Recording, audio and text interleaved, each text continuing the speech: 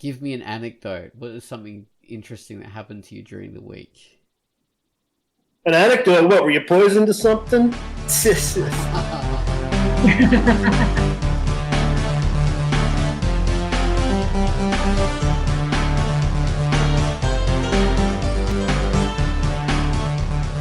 Hello, everybody. This is the Drunk Duck QUACKCAST. I'm Ozone Ocean, and with me is Baines and Tantz. Hello, hello, Hello. hello. Hello. Guys, hi. I said Hello. hi. Oh, You said hi. damn it. I had my sound turned down. So, that's on me. That's on me. Okay. We try again? We never do that. No, we keep in the mistakes. We can redo them Yep. next time. Because this is QUACKCAST 529. We've been doing this forever, so eventually we'll get it right. That's our loop. Exactly. This particular QUACKCAST is on time loop stories where people repeat things over and over and over until they get them right. And yeah, like typified by the famous movie Groundhog Day and Baines' news post about this subject, which is pretty cool. But before we get into that, we have to talk about the featured comic. Oh my goodness, was there a featured comic this week? Who would have done a featured comic? I can't remember who. Oh no, it was me. And what was my feature? Does anybody recall? Did you look at my feature? Did any of you read it? No, you didn't. You never do. You I didn't. bastards. No. Well, it's a great comic called Phantasos. Phantasos. So I will be telling you about Phantasos now. Hello, I'm Ozone Ocean, and my feature for the week was Phantasos. Murray has a pretty sad routine life in Toronto. Things are slowly getting worse for her, not least of which is that her old video rental business is slowly failing. But beginning with an earthquake that utterly destroys her flat, things are about to change drastically. Dreams come to life in reality. A crazed, murderous, talking gorilla, a magical cat, a dreamland, a giant fish man. The art is bright, colourful, and exciting, looking pro with a consistent stylized appearance that's unique to the artist. The story is fantasy, action, adventure, and it is written with a really good pace that keeps you reading page after page to see what happens. It's very compelling. There's quite a few chapters already on the dock, so you've got a lot to sort of dive into and read and just gobble up, devour this really entertaining, funny, interesting comic.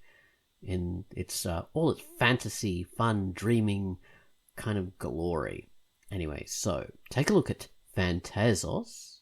I keep on pronouncing that a million different ways. It's by J.S. Longstreet, and it's rated T for teen. And that was our featured comic, which was Phantasos, or Phantasos. Okay, so next up we have the featured music. Gunwallace has given us theme to a comic called Akacya? Akacya? This is hard to pronounce. Akacya? I don't know. Akacya the Bounty Hunter. So this is the second theme that he's done for us. I think the first one was like in QUACKCAST 420 or something. But yeah, anyway, this theme, it is reverential awesomeness, buzzing, distorted beat, pacing out time and encouraging you to move, a slow, heavy, swaying, stomping dance, a wobbling, vibrating guitar weaves through and ties it all up like a bright satin ribbon around the present, topping the track off with a beautiful display of shibari. So take us into this, Gunwallace. Go ahead.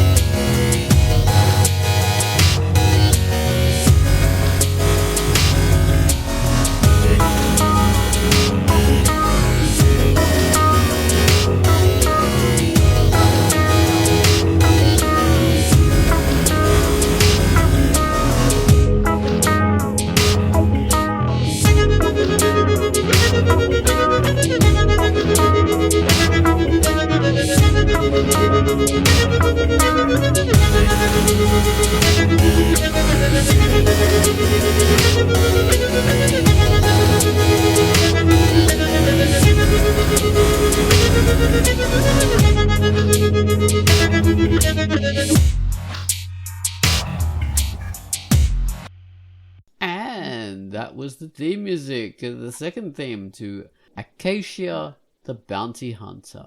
So, what we're talking about is time loops, as in the famous movie Groundhog Day, which really was like the, I wouldn't say the gold standard, because that's a silly thing in this respect. I would say it is the example most people know of the idea of time loops. Yeah, the codifier, is that the modern slang for that? The tropes slang? Is it? The codifier? I could. Yeah, the trope codifier. Oh, Sort of I'm not educated enough to expand upon that, but I've heard that term and I think it applies. All right, cool. I'll write that down because I've never heard it before. Trope. I'll look it up later. Fire. I would think of it as the ISO standard. I don't know what that means. Me neither. I gotcha. No one does.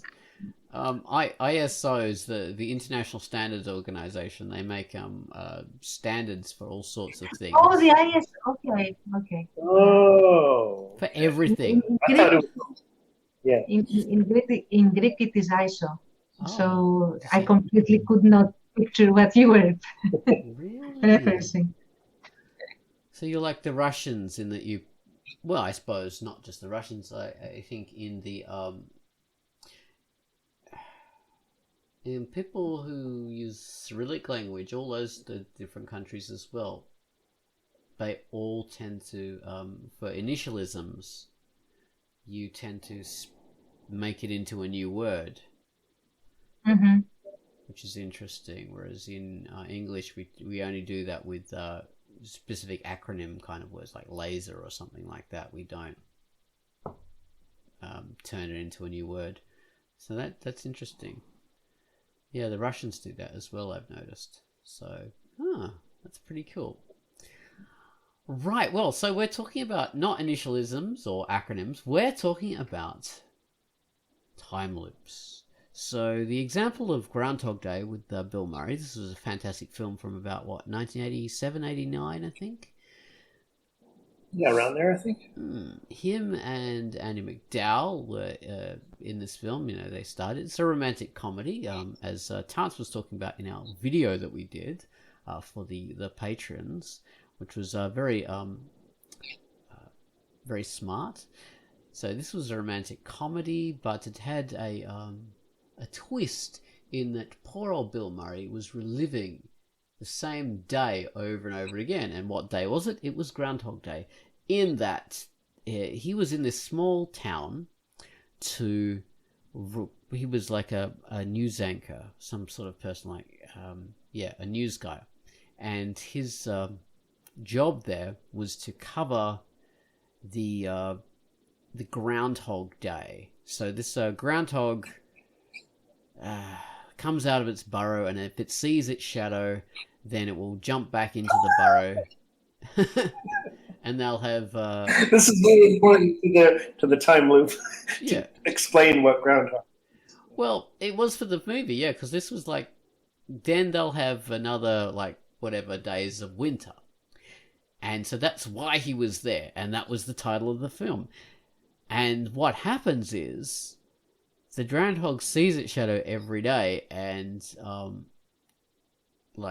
goes back in, and they're going to have all these days of winter. But this day keeps on repeating, and Bill Murray experiences this same every single part of this day over and over again. And first he thinks it's like maddening and bizarre and weird, but then he slowly gets into the rhythm of it. And he starts exploring the different avenues of things. He realizes he's not on a single path that he has to experience everything the same way. He can experience everything within this world that's trapped in this time loop with him. So there's all these other I stories. think at some point he learns the piano to romance Andy McDowell at some point. Well, he it mines the time loop thing in so many great ways, including that one. It's like he can build in one lesson, as far as the teacher knows, he can spend however many years it takes to become a master musician. So that was really hilarious. Yeah. He eventually hits on the idea of romancing Andy McDowell, who is, I think, his new boss in this scene. I mean, in this scenario of his new producer for his little news team that he's stuck in this small town with. And he initially his initial interest in her is just a kind of infatuation, just sort of a lust kind of thing. But it changes, and he becomes more caring about her. So his first attempts at romancing her are a bit crude and a bit cynical. And that's why he can't break out of the time loop. But then he becomes more genuinely interested in her, and then starts really trying to win her over in a way that is sincere. That's why he learns the piano and does all those sorts of things that he knows will genuinely woo her, not just finding out like tidbits of information about her in order to trick her into falling in love with him, which is, I think that's a very important part of the plot of the film. Anyway, the real kind he does go through the roller coaster that you think of. Oh, sorry, man. Go ahead. I want to hear this. What did you say? I'll jump in. You go ahead. You're on a roll. All right. Well, I was saying the real kind of fun of the film isn't just like trying to woo her. It's the way he explores all the different avenues of what he can do within the time loop. That, for me anyway, that's what I enjoyed. We're not just like following him and her. We find out all these other little side characters in this world all have their own stories. They're all people with their own lives. And he starts to learn about various of these characters and help them and sort of go down their little side quests and find out, oh, these guys, they drive this pickup truck and that's what they do. And this old lady, this is what she does. And he gets involved in all these little things, and he not only does he win Andy McDowell in the end, that's like the end game, the end goal, he also like has this perfect day when he helps every single person in the town and makes their life better in, within the limits of the situation where he's in. Like, helping people avoid falling pianos or whatever and doing all this kind of stuff. So was also a really fun part of the film for me, and exploring what you can do if you're trapped in this situation. Anyway, so go on, Baines, what you're going to say? Yeah, that's sort of a nice metaphor, as all these like time loop things and sort of bizarre phenomenon and like sort of out of the magical bottle experiences kind of things are. They're allegorical, usually, right? Mm-hmm. It's kind of like, what story are you telling about the character, and what are you trying, like, what story are you trying to tell? And you sort of use this crazy phenomenon, whatever it is, a time loop or whatever, to tell that story. Mm-hmm. So that's really neat. I don't remember where I was. That was my preamble, and I forgot where I was going with that thought.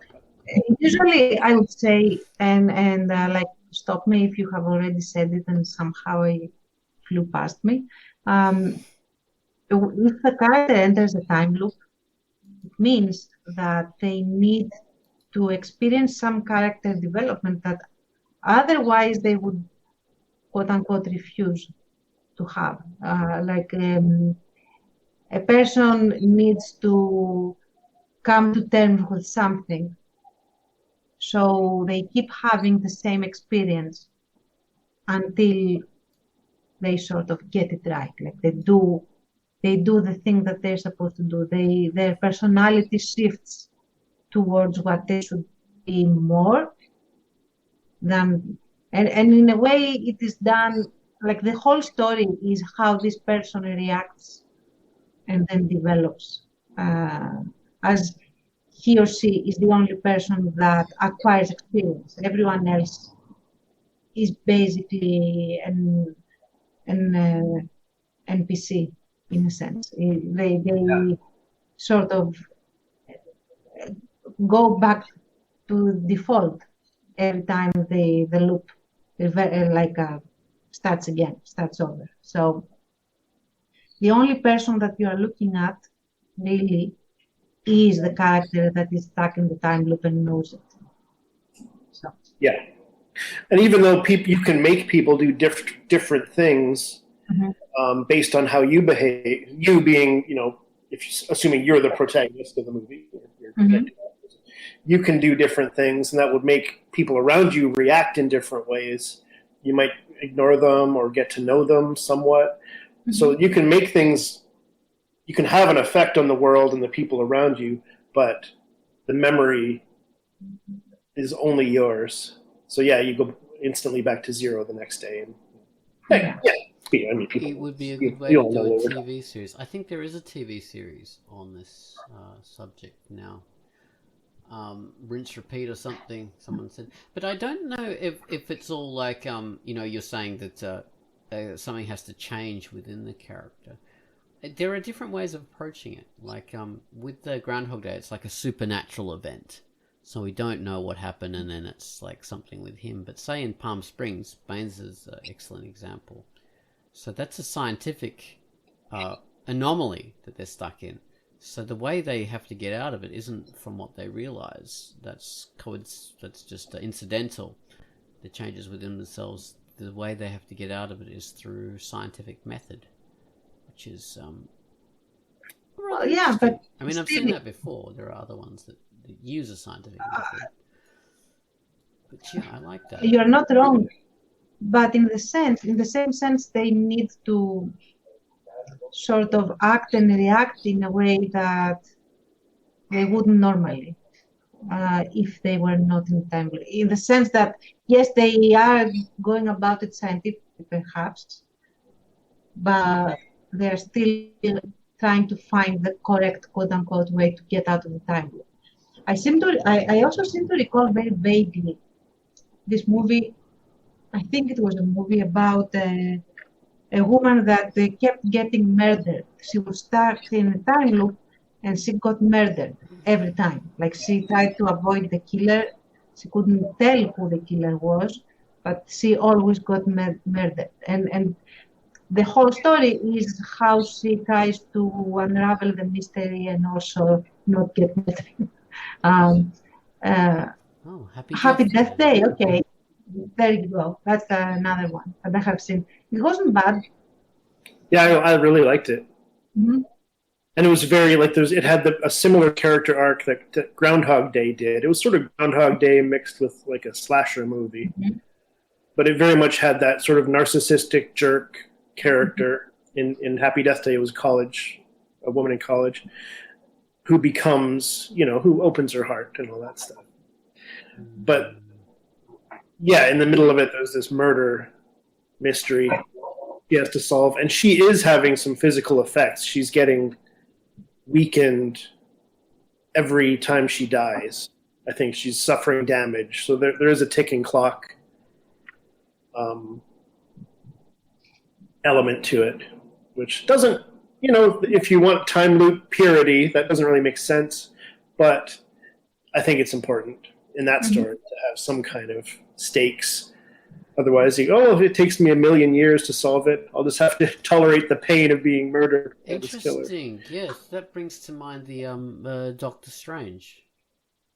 That's how he defeats the monster in the end, Dormammu, because he experiences all the infinite, different branching futures or scenarios or whatever, and he works out the one that's going to beat Dormammu. Is that right? Am I? No, you're mixing up two movies there, but yeah, I know what you mean. he creates a loop. Dormammu is this creature beyond time. Time doesn't exist in this monstrous being.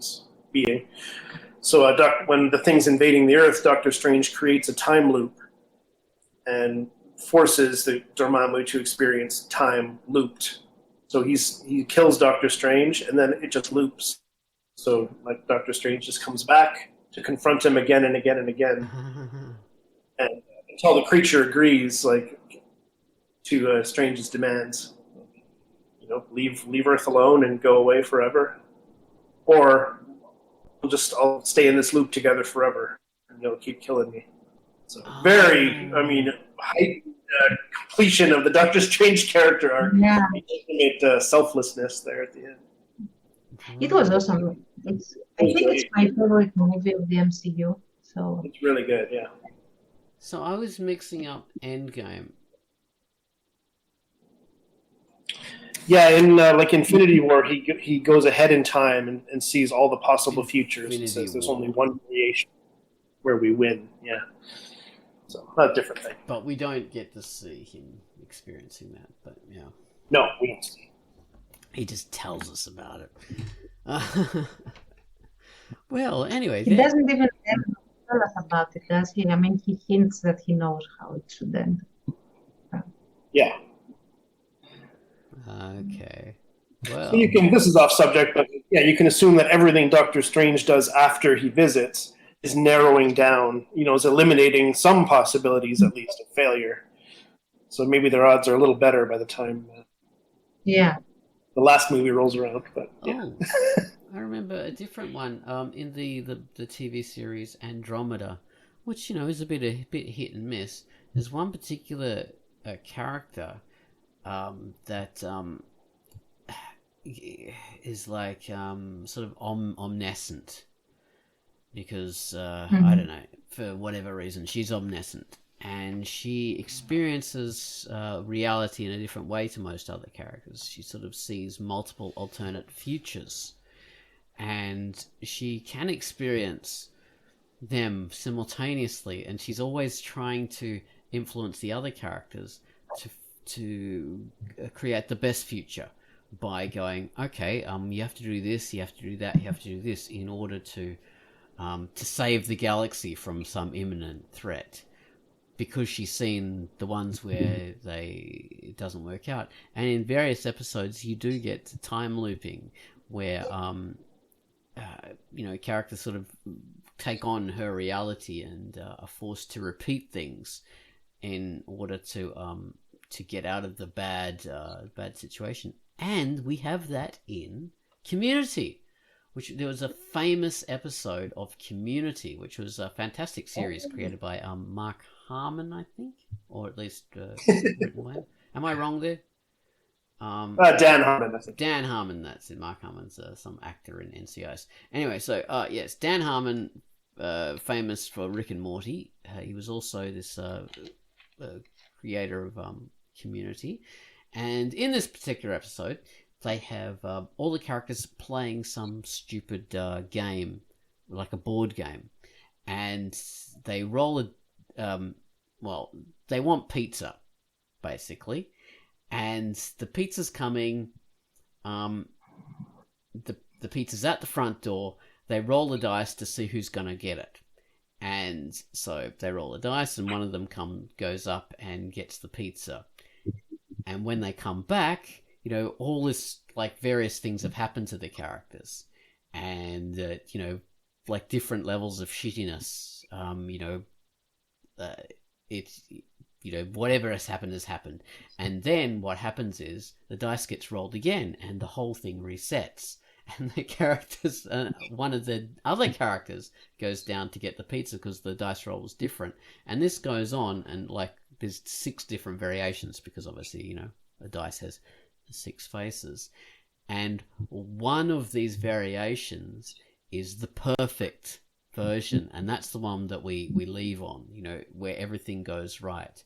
But there's one variation which is the worst timeline, where everything goes absolutely wrong, and they keep on referring to that episode as well. They keep on referring to that particular instance as the episodes go down. Later on in the series, they say, "Oh, this is like being in the worst timeline," and those other characters in the worst timeline actually go on and have like their own timeline, and that intersects with the current timeline, which is really weird and clever.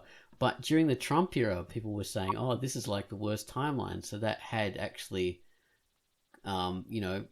taken a life outside of the TV show into reality. You'd often hear people say, "Oh, we are in the worst timeline here," which was actually, very funny because that was just an episode of Community. Anyways. Yeah, I've seen that comment around online for years. I never knew it came from Community. That's cool. Yeah, it did. Yeah, I recommend actually watching that particular episode. And even though like everything resets and all the characters experience these different realities every time the dice rolls, Abed, who's this autistic sort of character, he does sort of know what was going on in the other versions. So, and us as the audience don't know, is this like Abed imagining, like him just having fun, or is this actually really happening to the characters?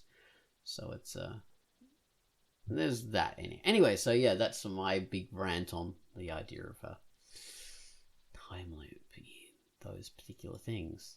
So what are your favorites? Yeah, you can like build on these craziness. I mean, the sort of the foundational, like something like Groundhog Day, who really like that really makes it mainstream. This idea, because it was a big hit and stuff like that.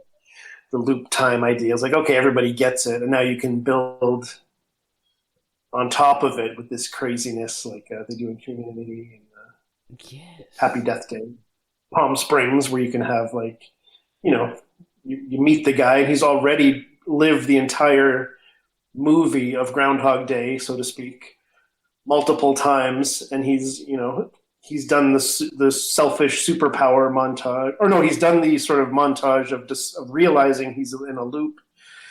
It's kind of selfish superpowers montage, the depression montage, the multiple suicides montage, and then he's sort of just settled into this like life is meaningless kind of mentality.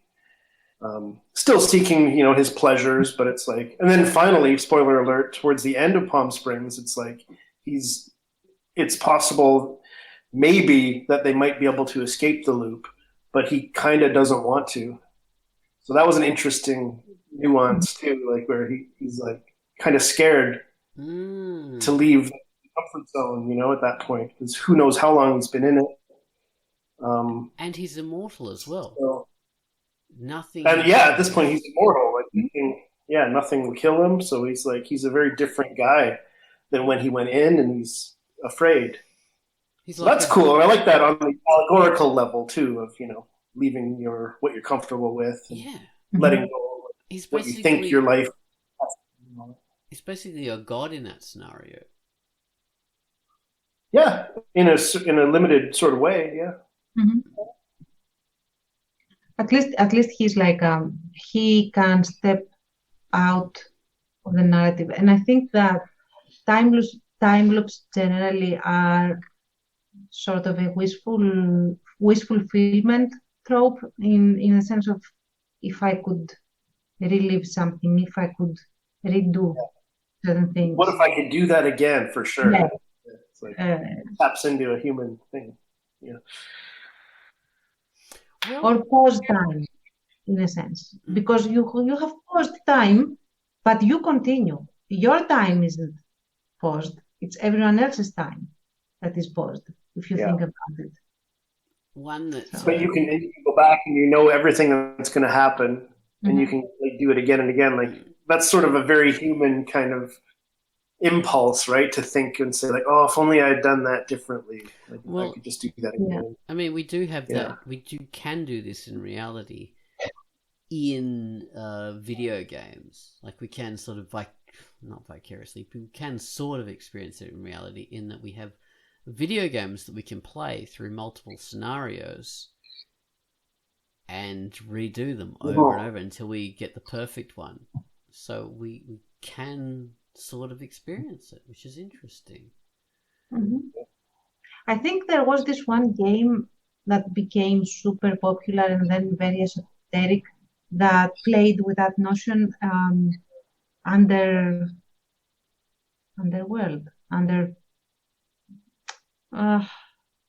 I'll find it. It's one that features two main characters that are skeletons, and they. 1 second. Give me a moment. While you're finding that, I just remembered two more great ones. Tantz's idea of trying to pause everything, or anyway, something Tantz said made me think of The Girl Who Leaps Through Time, which is an anime about this girl who discovers that she can leap back in time and then redo something. So she's not stuck in a time loop of Okay, I found it. When you're done, I'll say. I don't know. I have to watch it again, but it was an incredibly touching anime, this one. The Girl Who Leaps Through Time, and I recommend it to anyone because it's a beautiful, beautiful anime to watch. But yeah, I think I've seen that. She could. I think I've seen it. It's a good one. It was a good one. It rings a bell, actually. You talk about yours, and then I'll talk about one that I really love that I've just thought of. So there's this game called Undertale, and it's basically an adventure game where you have the option of playing through as a regular game where you kill all of the monsters, or as a merciful player and you kill no monster or something in between. And depending on what you choose to do, you get different endings. However, when you go to replay the game, the characters sort of vaguely remember you, and they remember your initial choices, which is very interesting. So, neat. Yeah, so you get some weird quotes from the characters, especially as you go in through the game, more and more, where they basically beg for their existential integrity, in a sense, informed by the choices that you did initially, the choices that you made initially.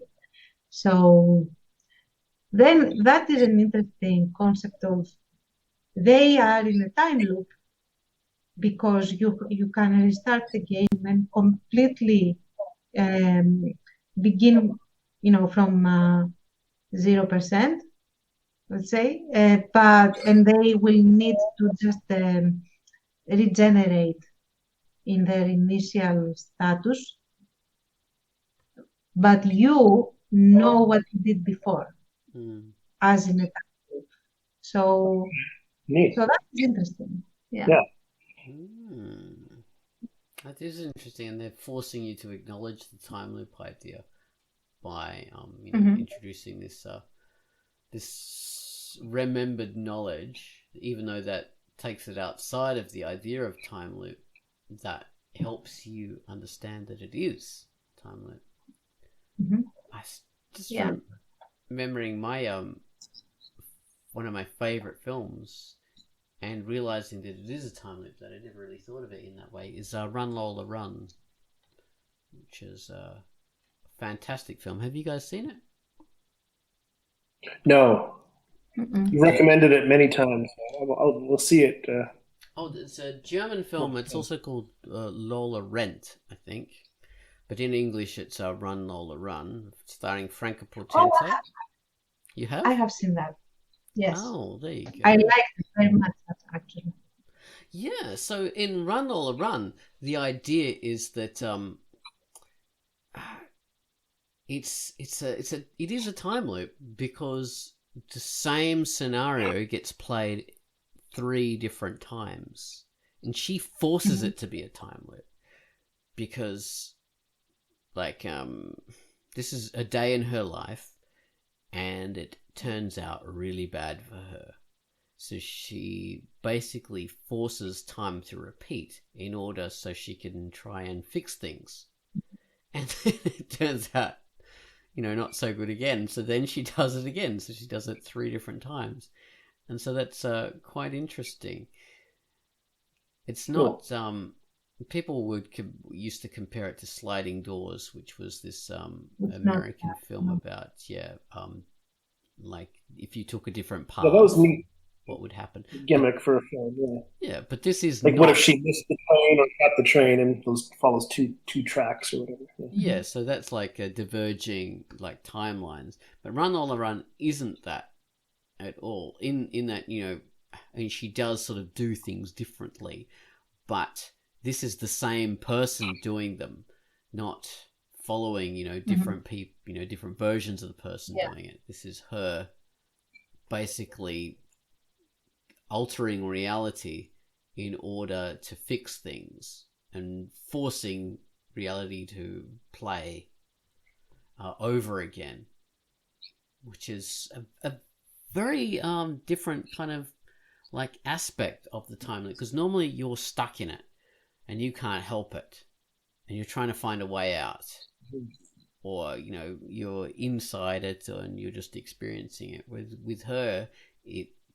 was her own choice, and she forced things to happen this way in order for her to redo reality in a way that suited her better.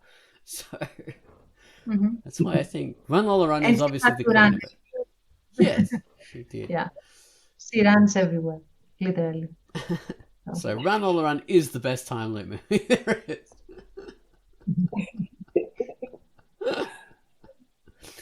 Yeah. But yeah, that is definitely one of my big faves. What about you guys? Have you thought of any others that have become your favorite exponents of the trope? What would you call it? As a genre? I don't think it's really a genre. I think it's just a trope. The trope, the trope.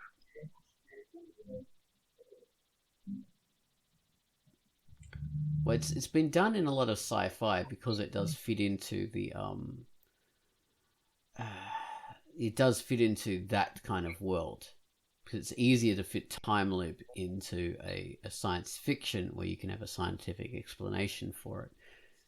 In most other things, you have to use like a supernatural explanation for it, which doesn't fit into as many stories as easily.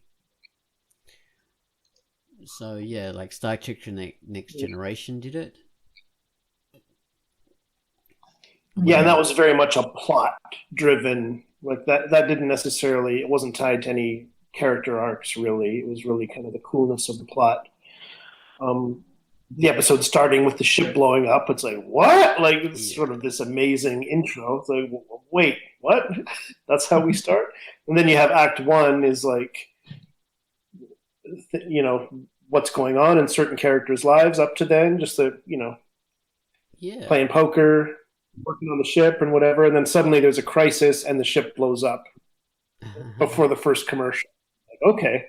And then like you come back for Act 2 and it's like the same captain's log again, and the sharp people will know what's going on right away. At the time, I think it was pretty confusing still. I don't know what year this was, Groundhog Day time, roughly, probably. But maybe even before Groundhog Day, I don't know. But a lot of people would have thought, like, wait a minute, is this a mistake? Like, just for a second, you're like, wait, it's the beginning of the episode again? And then the characters start having deja vu. So they do have some sense of what's going on. So the whole plot is figuring out that we're in a loop and then trying to find a way to get a message to themselves to avoid the loop. And yeah, very cool, very exciting. Of course, to avoid all of them dying, sort of the stakes are huge. And exactly. So how creepy it is when they realize everyone, like, we all have deja vu. There's something like really, Next Generation did its creepiness really well. That was great. They did, and so the way they got into it was through an anomaly, a spatial anomaly, I think, if I remember right. So that's normally Yeah, I think it was happens. caused by the explosion. Like a rift opens and a ship comes out, and they collide or something, and Yes. the core breach, as they say, and the ship explodes, and that created the spatial loop Exactly. or the temporal loop. Tantz, you mentioned Yes, Bill and Ted. I don't remember them really being in a time loop. Oh yeah. Yeah, well, they Remember a bucket. Yeah. yeah, because they have to go back in time to remind themselves and set up things for themselves that they will find in the future, and which they find, like we start halfway through the time loop in a sense, and then as the adventure continues, they go quote unquote back in time, and they set up the stuff that we have already seen. So that's a bit of a time. So Yeah.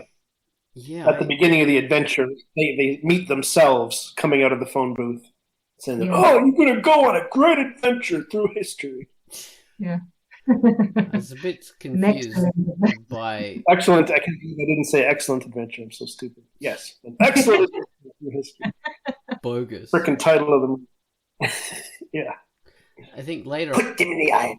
later on in the story, it was things like, give me a shovel or something. I've got to remember to. Yeah. It's like, remember a bucket. After we put everyone back. Like we'll travel through time again and set up the what we need to save ourselves. Remember a bucket, and then like a bucket falls on the guy's head. So. That was very confusing. All that kind of stuff.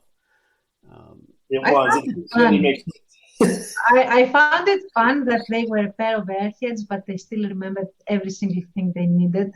Yeah. They were not that much of an airhead. So, that was fun. Well, it was a fun film. Have you guys seen the third movie in the trilogy? Mm-mm.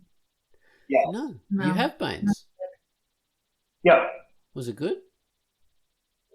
Yeah. I love seeing the characters again. That was great. It was great to see them. I wish the movie had been a little better, but it was okay. All right. Well, I must try and watch it. Well, I do recall. My favorite movies. Sorry, Ozzy. No, go. One of my favorite movies is Back to the Future 2, where he travels back. At one point, he travels back to the first movie, and so they reenact like all these elements of the first movie. And then so he sees himself, and he's trying to avoid being seen by himself. And the first movie has to play out as we all saw it, while there's secretly the second Marty trying to do his thing. That was great. Mm-hmm. So I love it. I always love it. Love time loops. The first Back to the Future was a great film. The second one was even better, even more intelligent. The third is just fun. The second is so easy. I like those anyways. I do too. The third one, I never liked the third one as much, but really, the whole thing is great, and the third one is really the kind of emotional payoff. Yeah. Yeah. I never really liked Marty himself. Like he got under my skin really quickly. Right. But I like the dog. So it's good. That was great. Yeah. Well, I keep thinking of Rick and Morty now, which are both based on Doc and Marty. But let's see, another time loop thing is Star Hunter, which was a Canadian sci-fi, Canadian-British production from the early 2000s, I think, or late 1990s. In this one, they're bounty hunters. That's the whole conceit. And they have to arrest a guy and bring him in and get the bounty on him. And he's some sort of a genocidal kind of person, so he has a great defense system against him. And the defense system they have is these temporal bubbles around his base. And when their ship comes in to get him, they get struck by all these temporal bubbles. So what happens is, then as these bubbles go through the ship, they have areas of different time through the ship, and these characters get, when they encounter them, they start repeating time depending on when the bubbles hit or some other random factors. So every single one of the characters is stuck repeating their the time or whatever, but all in different kind of different times. So this character will be repeating everything with, like you were saying, like Tantz before, you said other characters are like NPCs in a time loop. But because it's say this particular main character is re-experiencing everything, all the other main characters become their NPCs, and this other character is experiencing it again. So all these other characters and that other character from that other scenario is also now an NPC. So it was interesting in that everybody was all doing things in their different ways, and it made it very confusing but very compelling in a way too. And add to that the fact that it was also one of these one of the characters, some other person they'd had arrested previously because of being bounty hunters, was able to manipulate this whole time loop thing, and because they were aware they were stuck in it, and they were some kind of homicidal maniac, so they were actually chasing the characters to murder them. So this character was also stuck in each person's time loop and was trying to kill them. So that made it very, very compelling, because you have one other character who is knowledgeable about it and is using the fact that things are repeating in order to escape things and use it against them, and I know where you'll be so I can murder you, and then they're trying to be one step ahead of them. So yeah, that was a rather interesting take on it, because you could use the time loop thing in so many different ways, like horror, thriller, slasher kind of thing. You can have it as a romantic comedy. You can have it as a serious thing, an action thing, like a Star Trek Next Generation. All sorts of ways you can approach that. So yeah, there's a lot of different ways. Everyone's silent. Yes. That must have been complex to write. That. Yes, that's exactly what I was thinking. That would be hell. Yeah, there must have been charts, serious charts. Yeah. Diagrams. Like that chart meme with the string and tacks and the big wall connecting everything. The Always Sunny in Philadelphia. It was actually a dude. Yeah.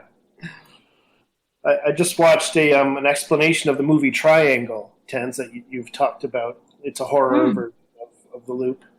And there's a guy who did a video with charts explaining that movie. It's very interesting. Really? Yeah. It was really, really cool. I'll link it in case you do want to watch it. Sure. Yeah, there it is. But really neat. How each version, which version of this character are we following, and then the looped versions, and how many loops there are, and at what point in the loop are we watching, and how the whole thing works as a pattern. And then he's okay, this is how the whole pattern works, but the movie only shows us this much of the pattern. And as far as I could tell, it all makes sense. But okay. Yeah, anyway, writing this kind of thing or Star Hunter sounds so. I couldn't do it. That'd be too much, too confusing. I don't think I would be motivated as much either, to be honest. No. I mean, a character story in looping time, that's different. That could be a lot of fun. Still with its challenges. It's interesting, isn't it? If you are doing a looping story, the way to approach it, I think, is you write the story, but you don't necessarily write the story as in a traditional sense and saying, okay, this character did this and they felt this and then they talked to this other character and these are their lines of dialogue. You would just basically plot out everything the character did, rather. So that's how you do it. You set out the plot of the thing, and then you'd work around that. So you could do all the different variations and sort of different takes on what you would want to do on this linear kind of plot. Then you could go inside, outside, backwards and forwards with it. And then once you've set up all the different ways you want to manipulate it, then you can set up the story in a, story sense.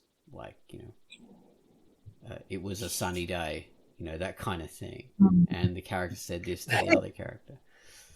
I think it can be even simpler. If you are the one creating the story with the time loop, then you treat each cycle of the time loop as a stage in your story that advances your plot, basically, because every time the loop restarts, then your character is supposed to be doing something different than in the previous cycle of the time loop. So once you have set up the time loop, then every restart is a chapter in the progression of your story. And there you have it. What do you want your character to do? How do you want them, or how would they progress if you build your character organically? I think creating a time loop story is a lot easier than reverse engineering it, in my opinion. Yeah, added to that, and then if you ended up adding in montages, that could come later if you want to see little scenes of multiple loops passing quickly, kind of thing. Another way would be you just kind of decide what do you want to see, what kind of scenes do you want to have, why do you want to write this, do you want to see duplicates of the same person doing this and that, or do you want to see what kind of looping activities are you interested in writing, and figure that out first, and then you can kind of build out from there. What are the rules, the rules of your loop, and then you got to build in some kind of character story, maybe, or it's just a plot, more plot oriented thing or something. The thing about the time loops is that even if you set it up to appear as nonsensical, in the sense that you are sucked into this vortex that goes round and round and round, and it's just chance that happened, there is a teleological element in it, in the sense that the character has to go through certain hoops in the loop, if you like, to get out of the loop or be stuck in it forever. So you do have the character needing to become the person to fulfill a destiny, in a sense, that would get him out of the time loop, or her. It's I think it becomes very deterministic, in a sense, at least from one angle. And on the other angle, you make your own fate, I guess, because you test it, you adjust accordingly. But again, you need to adjust to what the time loop needs you to do. So, another interesting way of using the time loop thing, though, was Time Slides, the episode of Red Dwarf. In that, this is a bunch of misfits stuck in the future. through, various happenstance and accident. And they've got a bunch of photos that have interacted with some stasis machine. And now they're no longer they're no longer static images of what they depict, but they're like windows into those times where they captured those moments in time. So you can actually step into the photo and experience that moment in reality that keeps on repeating over and over. You can't actually go back in time and then, go into that world fully. You can only go into that instance that happened, So it's only the less than a second? No. It's like it's not just the second of the photo, like, 'cause this is like a comedy, and so they have to like expand it a bit. So you go into it, and it's only the things within that frame. So there's those say Lister, this character, he goes into this moment in time. It's from when he was a teenager, when he played in a band. So they're in this underground bar, and it's him playing music in a band, but they can't go outside of the bar. They can only go what was within the photo frame. And he only experiences, like, I don't know, like maybe the hour or half an hour or something within this world. So yeah, you could experience that over and over and over again. But is he in his own younger body, or is he himself added into the picture? Yeah, he's himself added in and talking to himself as a younger person. But wow, that'd be amazing. It's not just passive. The character, That would be good. He actually was able to talk to the character and say, okay, now I want you to do this instead. Like, I want you to remember, like, I don't know, to buy shares or something like this, or to invent this. Oh, wow. And then he jumped back out of the slide, or the photo, and history became completely different. Because you are actually going back in time, as well as it being a loop. So it's like, it's very weird in that aspect. Wow. And then all of time changed. Mm-hmm. And so that was quite strange. And so you could easily kill Hitler or do all these big things, as long as there's a photo of the person. Exactly. Yeah. And I think one of the other characters goes back in time and changes everything back again and destroys his future. So, okay. Sitcom rules. That's clever. So yeah, so there are That'd different ways of doing it. Yeah, different ways. Yeah. What was that? To jump into, I was just imagining like jumping into a photo, and I was thinking of historical things, but like your own history too. Like that would be amazing. You get to see what you get to see for real, like what things sounded like and what it smelled like and what it was like outside of your memory. Like to actually go in, like that'd be so amazing. Yeah, that would be cool. I think there's sort of go talk to your parents and stuff, which is a time travel, a big what if, a big part of that human sort of interest. Like, what if I could meet my parents and when they were my age and talk to them and stuff? Like, I guess it would be so neat, So that's where all these ideas come from, I guess. Yeah. Imagine if. That's how writers work. They think about exciting scenarios and then write them and create these realities. I think in some ways books are time loops. Because you could read a story and, I don't know, it's always going to be the same story again every time you read it. Or even a TV show. You can watch it over and over and over. It is like a time loop. Yeah. And you can say, oh, but everything happens exactly the same, but it doesn't, because you're the viewer and you react to it different ways each time. So you are the observer, not the character who is, not Bill Murray's character. You become the person experiencing the time loop. You can't change anything, but neither can they, really. But you are changed after experiencing it a second time, or a third or fourth or whatever. So yeah, books and movies are time loops that we all experience.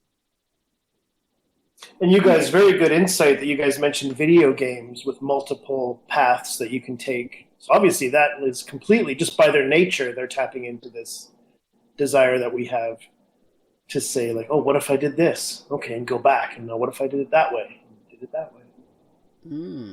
That's really neat.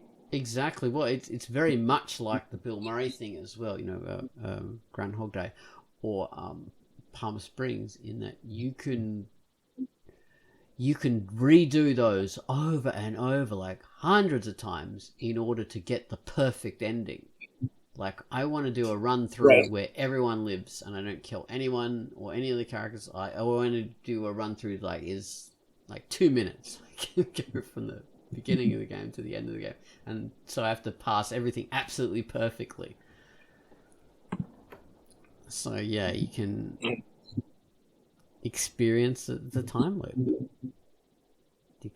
You can be an evil person if you are playing a like The Witcher or Mass Effect or Cyberpunk or whatever, or Dragon Age, I think, is another popular one, where you can take an evil path and be a dick to everybody, or you can go through and try and be Mr. or Mrs. Good Person and do everything right and be a paladin, and then see what kind of experience you get.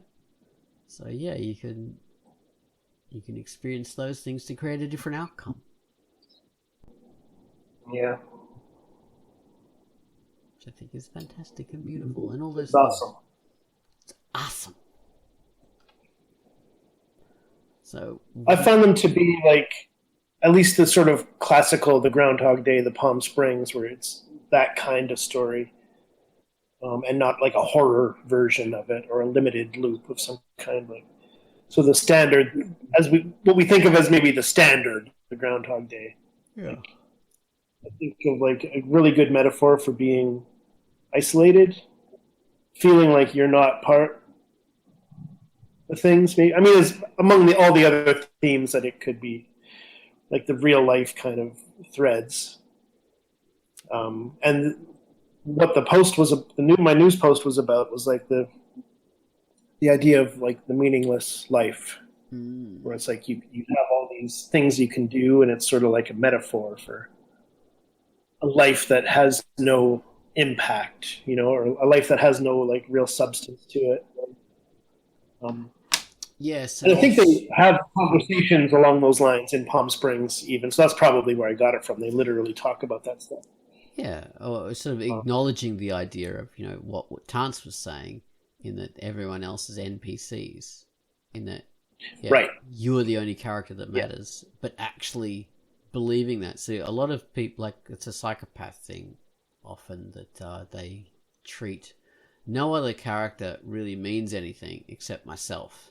Everyone else are just like actors within the movie that is my life, and I am the only real person. Everyone else is just cardboard cutouts. I think that's how a psychopath is classically meant to think. They don't have empathy for the other people in the world. They are the only one that really matters. So it's almost a psychopath fantasy, isn't it? In these things. Yeah, I mean, it could be, sure. Yeah, I mean, I was thinking more in terms of the emotional reality of it, less literal. It's like the idea of being isolated. Not that you're better or that you think other people are meaningless, but it's like your life is like doesn't matter, kind of thing. Like you don't matter ultimately. Oh, it's a different take on it.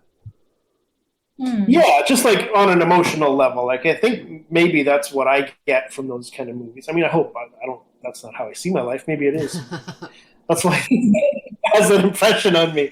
Makes that impression on me. But and then so to find meaning in that life, or to find meaning in the loop or break out of the loop, is a metaphor for like finding meaning in a life that feels meaningless. Like that's kind of a character thing, or like a character arc that I really like. Bill Murray goes through that arc, and Palm Springs people do. Well, it's interesting. Anyway, like it's a bit of a spoiler for Palm Springs, so shut your ears off now. But okay, one of the characters who gets sent into the time loop inadvertently really, really hates Andy Samberg's character because of him being stuck in this world that repeats and repeats, and he just wants revenge on him, and so he hunts Andy Samberg's character, literally hunts, and then if he catches him, he'll not only try and kill him, but he'll try and kill him in vicious, disgusting, and horrible ways. And so he becomes a bit of a boogeyman for Andy Samberg's character. But this particular... Yeah, he's the only other non-NPC. Like, he can, like, out of nowhere, once in a while, he'll show up and torture and murder Andy Samberg's character. But that ends... because this woman also comes into the world and gets stuck.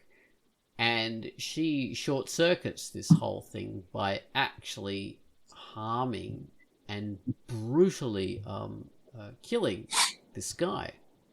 And what that does is it forces empathy upon him, because now he has experienced this horrible pain, this situation that has occurred to him, and that utterly changes him, his perspective on the whole world, and he realizes, oh my God, this horrible thing that's happened to me, I've been forcing that onto this guy all this time. I've been committing this, and he's been experiencing this pain like I just experienced.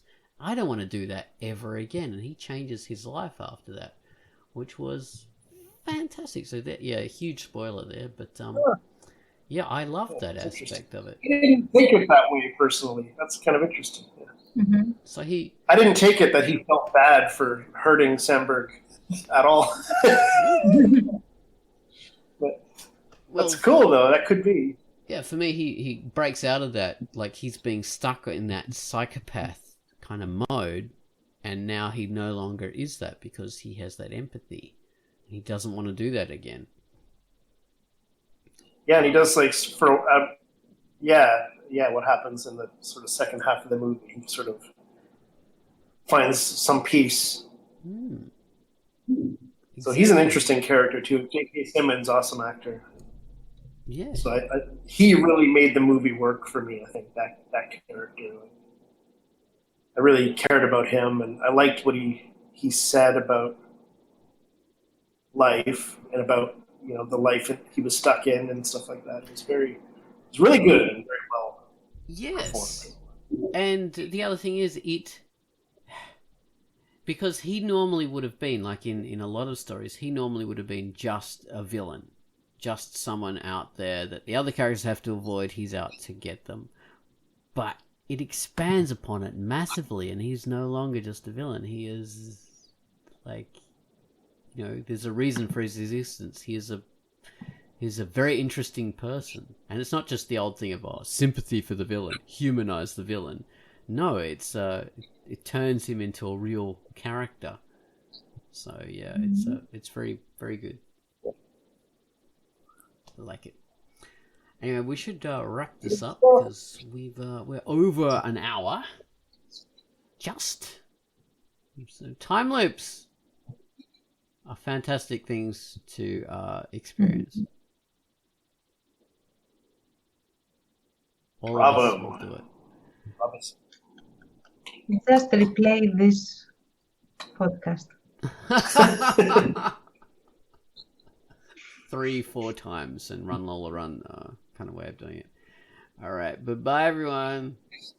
Bye-bye.